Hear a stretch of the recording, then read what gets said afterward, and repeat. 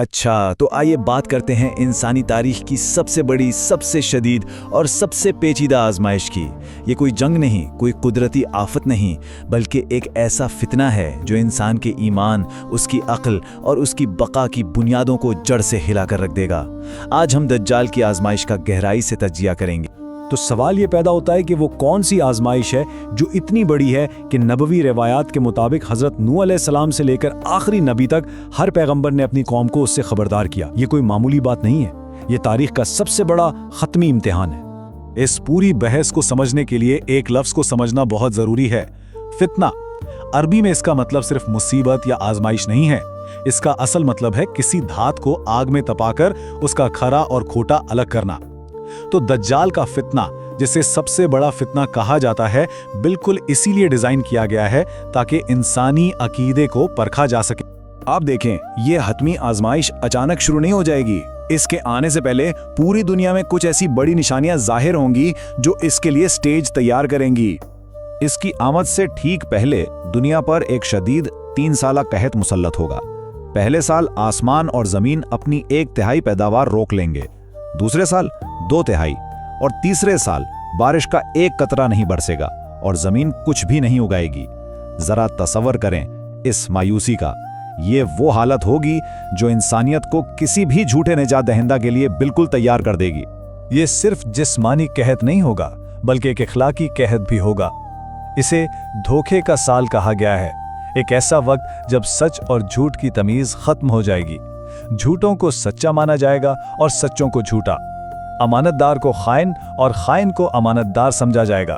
اور اسی وقت جب دنیا ایمان اور منافقت کے 2 واضح کیمپوں میں بٹ چکی ہوگی، تب وہ ظاہر ہوگا۔ ایک بہت ہی علامتی اور گہری نشانی کا بھی ذکر ملتا ہے، چمیلی کے پھول کا سوکھ جانا۔ یہ اس بات کا اشارہ ہے کہ دنیا سے معصومیت اور پاکیزگی کا دور ختم ہو چکا ہے اور اب دھوکے اور فریب کا دور شروع ہونے والا ہے۔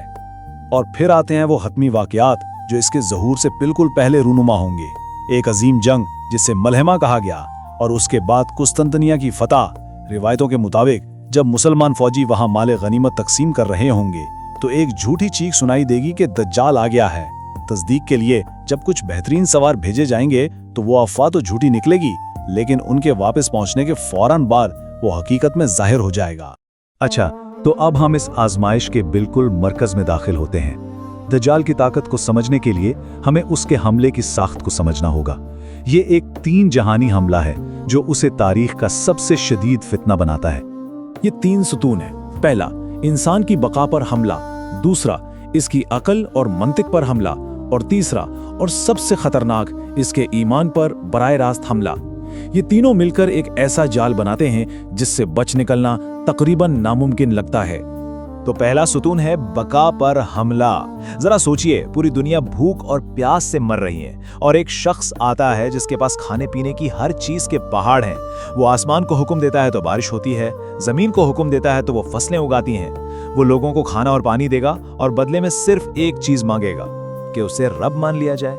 وہ ایک بھوکے پیاسے بدو کے پاس جائے گا جس کے جانور مر چکے ہیں اور اس سے پوچھے گا، اگر میں تمہارے مرے ہوئے اونٹ زندہ کر دوں جو پہلے سے بھی زیادہ صحت مند ہوں تو کیا تم مجھے اپنا رب مانو گے؟ وہ شخص مایوسی میں ہاں کہے گا اور دجال ایسا کر دکھائے گا۔ یہ انسان کی بقا کی جبلت کا بدترین استعمال ہے۔ دوسرا ستون ہے عقل پر حملہ۔ یہ شاید سب سے زیادہ پریشان کن حصہ ہے۔ وہ ایسے کام کرے گا جو فزکس، سائنس اور منطق کے تمام قوانین کو توڑ کر رکھ دیں گے تاکہ انسان اپنی ہی عقل اور حواس پر شک کرنے لگے۔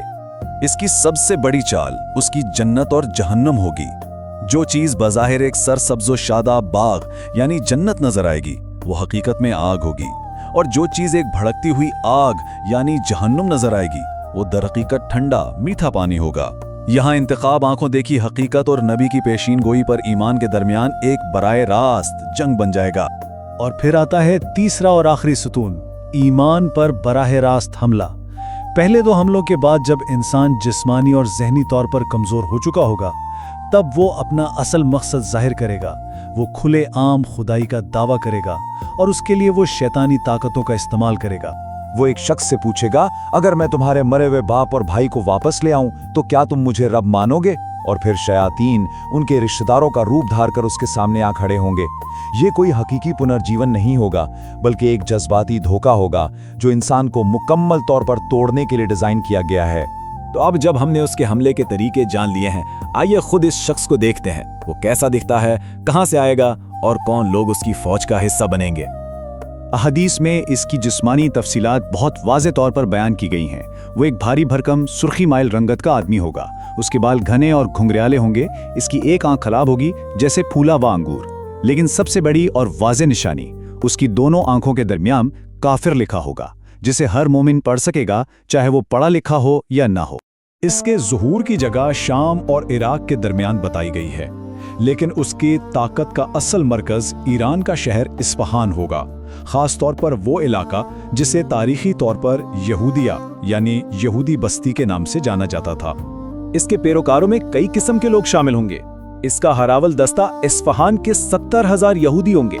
इनके अलावा मदीना से निकलने वाले मुनाफिकीन भी इसके साथ शामिल हो जाएंगे, और फिर इन मजबूर लोगों की एक बड़ी तादाद होगी जो जानते होंगे कि वो झूठा है, लेकिन सिर्फ अपनी और अपने खानदान की जान बचाने के लिए इसका साथ देंगे। इसके सफर करने के तरीके के बारे में दो दिलचस्प तशरीहात मिलती हैं।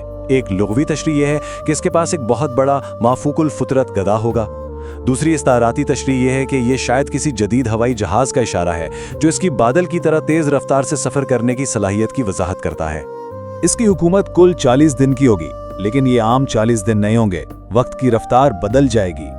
पहला दिन 1 साल के बराबर होगा, दूसरा दिन 1 महीने के बराबर और तीसरा दिन 1 हफ्ते के बराबर।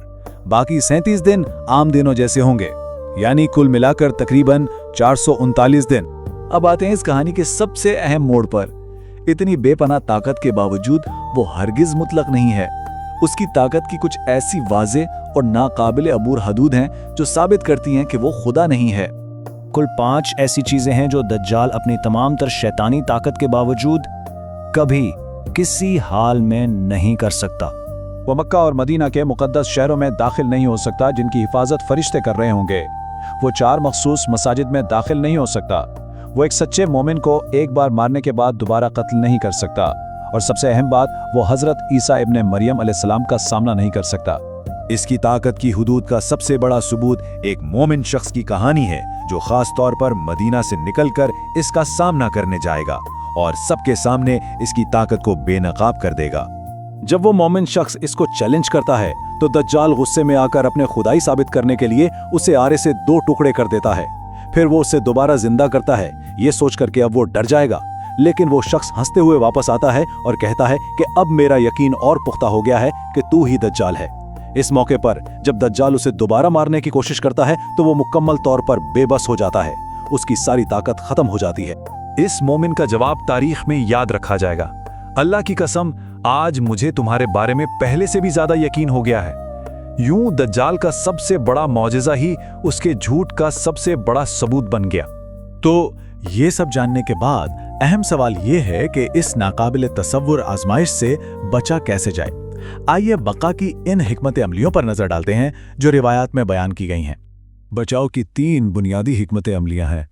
पहली और सबसे अहम, रूहानी इस्तिकामत। दूसरी, जोग्राफियाई पनाह यानी मक्का, मदीना या दूर दराज पहाड़ों में पनाह लेना। और तीसरी, हर किस्म की मादी कुर्बानी के लिए तैयार रहना। सबसे हैरान कुन बात यह है कि जब दज्जाल के पास दुनिया की तमाम खुराक होगी तो मोमिन की खुराक क्या होगी? उनकी खुराक अल्लाह की हम्दो सना होगी, तकबीर, तस्बीह और तहलील। यही कलिमात उनकी भूख और प्यास मिटा देंगे, बिल्कुल वैसे ही जैसे ये फरिश्तों की ग़िज़ा हैं। लेकिन ये इस्तिकामत बहुत नायाब होगी।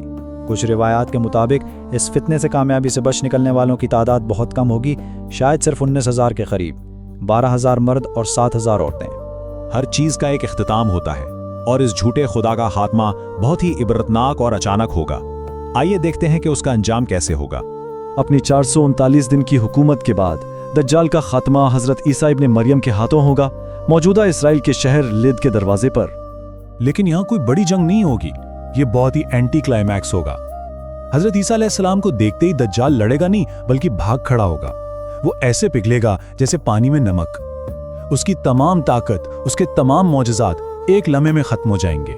एक आखिरी लेकिन बहुत अहम सवाल जो अक्सर जहन में आता है, अगर ये फितना इतना बड़ा और अहम है तो दज्जाल का नाम वाज़े तौर पर कुरान में क्यों नहीं है?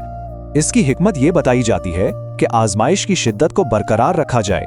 अगर इसका नाम कुरान में लिख दिया जाता तो उसे पहचानना ईमान का नहीं बल्कि सिर्फ पढ़ने लिखने का इम्तिहान बन जाता।